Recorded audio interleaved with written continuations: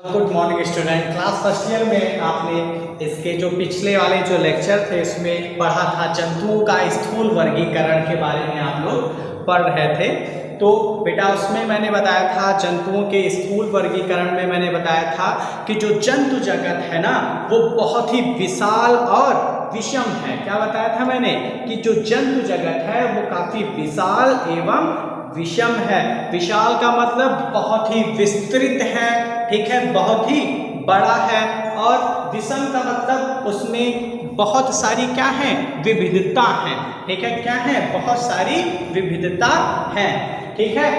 अच्छा, किसी भी एनिमल का जो हम लोग जब वर्गीकरण करते हैं तो उसमें इसी बात का तो ध्यान रखते हैं कि उनमें क्या होता है, बहुत सारी क्या होती है, विविधता होती है, बहुत सारी समानता होती हैं जो एक दूसरे से मिलती हैं ना। तो इसी के आधार पे हम लोग क्या करते हैं, वर्गीकरण करते हैं। तो बच्चों मैंने बताया था जंतु जगत बहुत ही क्या है, विशाल और विषम है।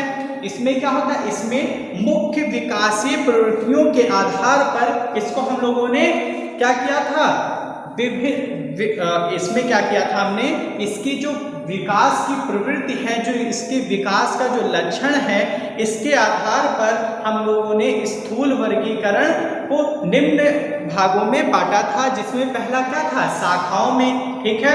फिर हमने आपको बताया था शाखा मीसोजोआ, फिर बताया था शाखा पैराजोआ, ठीक है।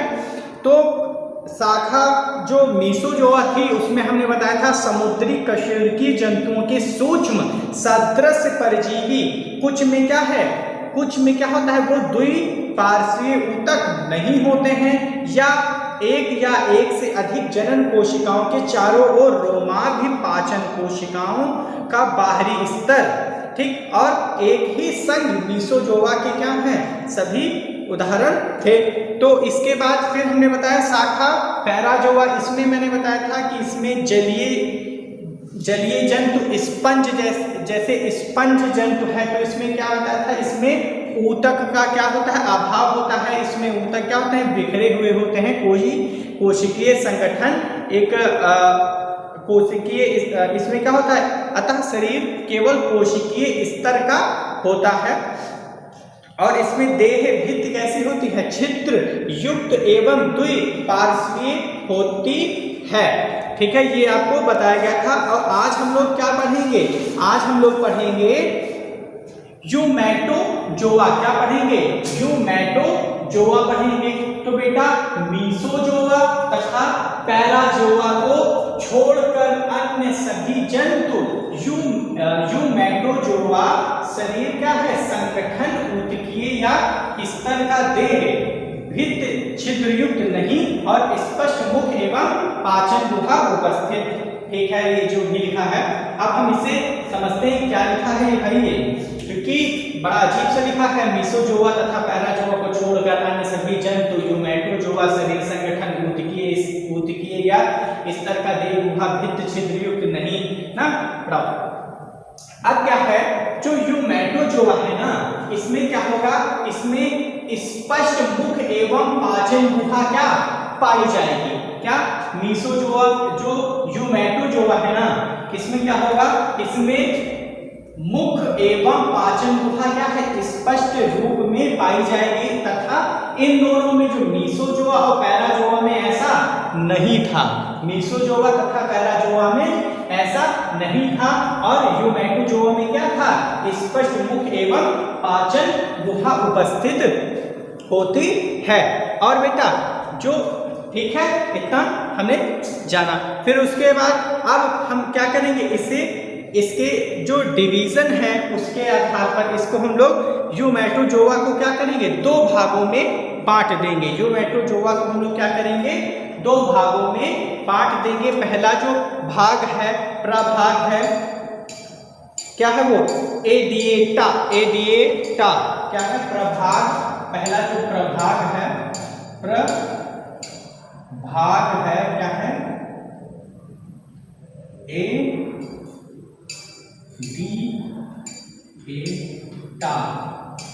एडिएटा,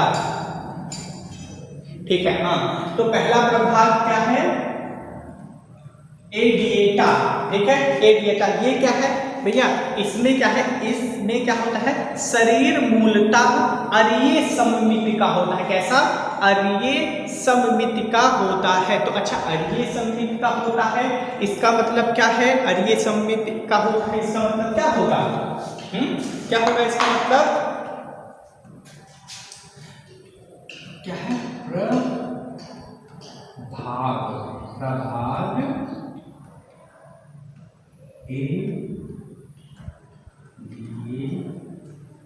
ठीक है। चलिए हमने क्या बताया इसमें, हमने बताया कि ये क्या होते हैं, अरीय सममित के होते हैं। अरीय सममित का क्या मतलब होता है बेटा, इसका मतलब होता है यदि जो एडिएटा में आएंगे उसको हमने क्या बताया, इसमें क्या हो, इसमें ऐसे जंतु होते हैं जो अरीय सममित के होते हैं। अरीय सममित का मतलब होता है यदि हम किसी भी जंतु को क्या करें, किसी भी तल से क्या करें, उसको हम कहीं से भी काटें, ठीक है, कहीं से भी काटें और वो क्या हो, बराबर भागों में क्या है, बटे, ठीक है। तो इसे क्या कहते हैं, अरीय सममित कहते हैं, ठीक है, अरीय सममित उसे कहते हैं।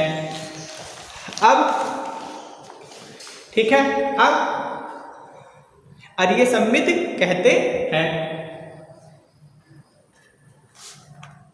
ठीक बच्चों, हमने क्या बताया, प्रभाग, अब हम इसे डिवीजन में चेंज करेंगे तो प्रभाग एडिएटा, इसमें क्या होगा, ये अरीय सममिति के होंगे, अर्थात इनको काटने पर ये विभिन्न प्रकार के टुकड़ों में बटेंगे, वो भी इक्वल पार्ट में बटेंगे। बस क्या ध्यान होगा इसमें, ध्यान देने वाली ये बात है कि ये क्या होंगे, दाएं और बाएं भाग में नहीं बटेंगे, दाएं और बाएं भाग में नहीं बटेंगे। अगर दाएं और बाएं भाग में बटेंगे तो द्विपार्श्व सममिति में वो चला जाएगा। ये अरीय सममित है, इसमें क्या दाएं और बाएं भाग में नहीं बटेंगे पर होंगे समान।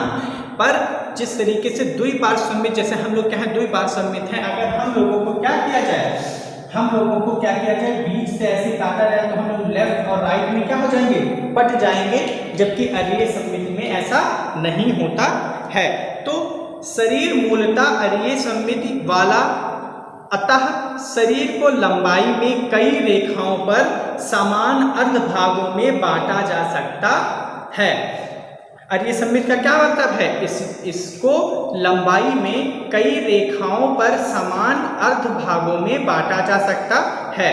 और शरीर संगठन द्विस्तरीय और केवल ऊतकीय स्तर का स्पष्ट अंग नहीं बनाते हैं। ये क्या है, इनमें शरीर क्या है, इनका जो शरीर है वो द्विस्तरीय और केवल ऊतकीय स्तर का स्पष्ट अंग नहीं होता है, इस तरीके से ये नहीं होते हैं। शरीर में केवल एक ही क्या पाई जाती है, इनके शरीर में केवल एक ही इनके पाई जाती है, जठर वाहिनी पाई जाती है, जो क्या करती है, जो भोजन के पाचन और पचे हुए पदार्थों के वितरण दोनों का कार्य करती है। इसमें क्या होता है, इसमें पाचन जो है, इसमें हमने बताया जठर वाहिनी गुहा पाई जाती है, जो कि क्या करती है, जो कि पाचन, इसमें भोजन के पाचन का क्या करती है, कार्य करती है, और उसके वितरण का भी कार्य करती है।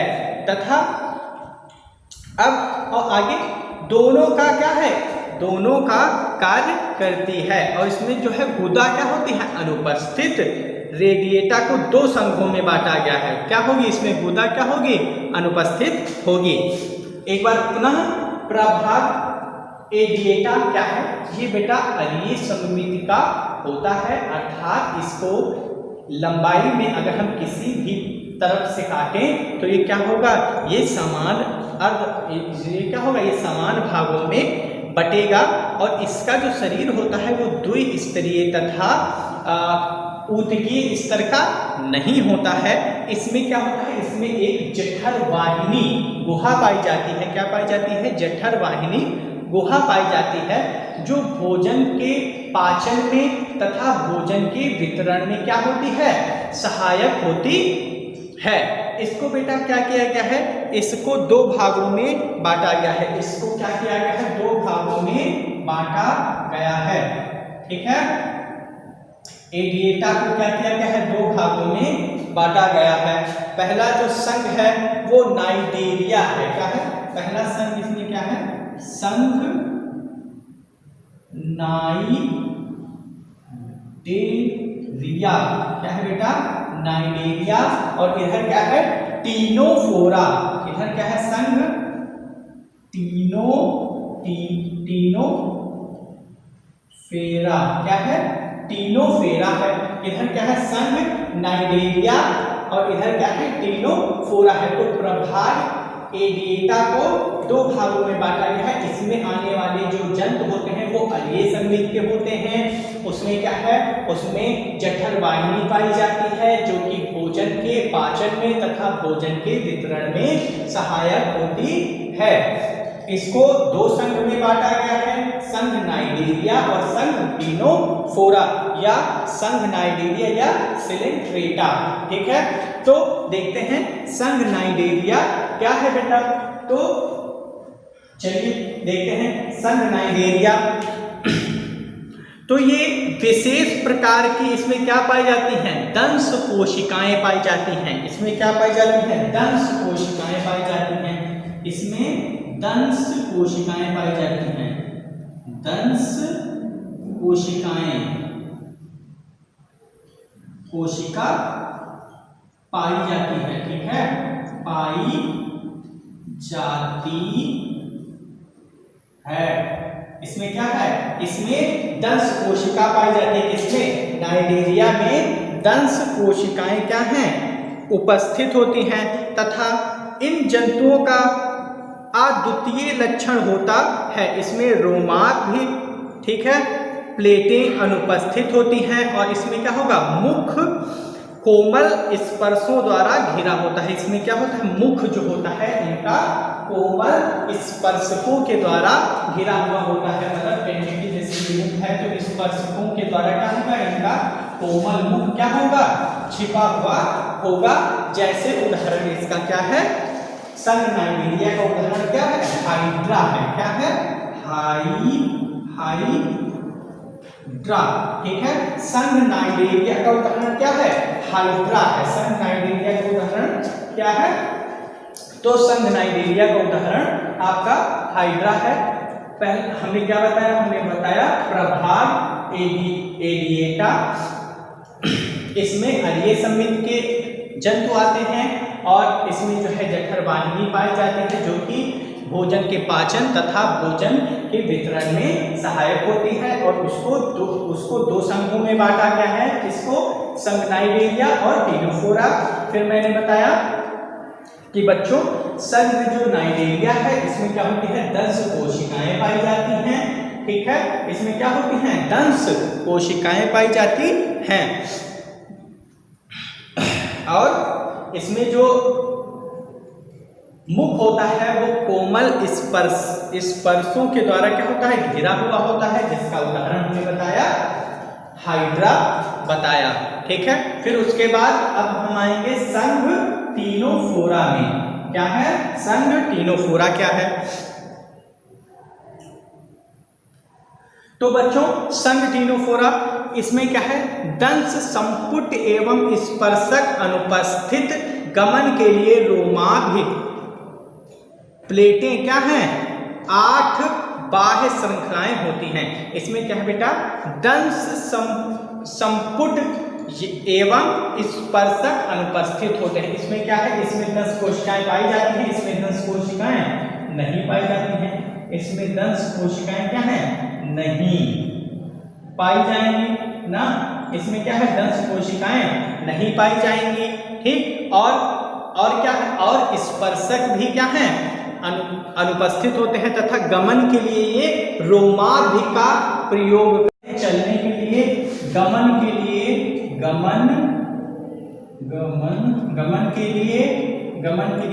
रोमाभि का प्रयोग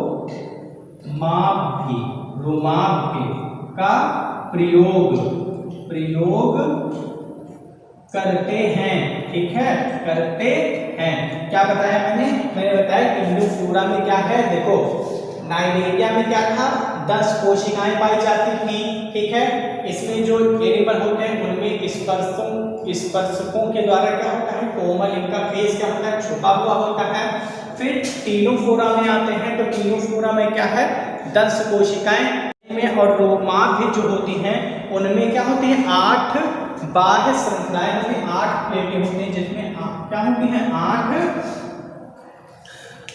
बाह्य श्रृंखलाएं होती हैं। ठीक बच्चों, तो आज हमने क्या पढ़ा? हमने पढ़ा शाखा एंटीवी जोवा या यूमेटोजोआ। इसमें हमने बताया कि जो यूमेटोजोआ है उसमें स्पष्ट मुख एवं पाचन गुहा पाई जाती है, जबकि मीसोजोआ और पैराजोआ में ऐसा नहीं है। ठीक है, फिर इसको क्या हुआ, इसको हमने 2 भागों में बांट दिया। इसको हमने पहला भाग था प्रभाव एडिएटा। ठीक है, इसमें क्या है हरीय संवित के जंतु आते हैं और जठर वाहिनियां पाई जाती हैं जो कि भोजन का पाचन तथा भोजन के वितरण में सहायक होती हैं। ठीक है, फिर मैंने इसको क्या किया 2 भागों में बांट दिया, संघ नाइडेरिया फिर संघ टीनोफोरा। फिर मैंने बताया संघ नाइडेरिया में इसमें दंश कोशिकाएं पाई जाती हैं तथा जो इनका मुख होता है वो स्पर्शकों के द्वारा क्या होता है ढका हुआ होता है। उदाहरण मैंने बताया हाइड्रा। फिर हम आए टीनोफोरा की तरफ। हमने बताया इसमें क्या होती है, इसमें दंश कोशिकाएं नहीं पाई जाती हैं और ये गमन के लिए रोमाभ का प्रयोग करते हैं। रोमाभ क्या है 8 प्लेटों की श्रृंखलाएं होती हैं। इसका उदाहरण है वीरो। ठीक है, इसका उदाहरण क्या है वीरो। इसका उदाहरण क्या था हाइड्रा था। तो बच्चों आज के लिए इतना ही। Thank you class. Next day इसके आगे बढ़ते हैं हम लोग।